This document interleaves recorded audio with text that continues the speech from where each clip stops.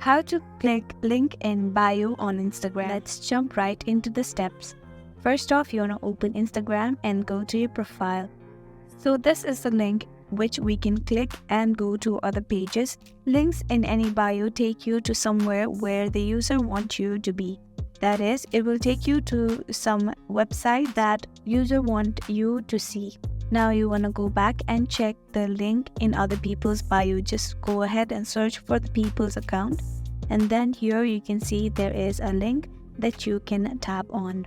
So there may be a question how to insert a link in bio. That is, let's go back to the home page and go to your profile. That is by tapping on your profile on the bottom right corner. Tap on links. As you can see, there is one link there. You want to tap on add external link and paste the link there. And that is how you can check a link in bio on Instagram. I really hope this video helped you out. Thank you so much for watching till the end.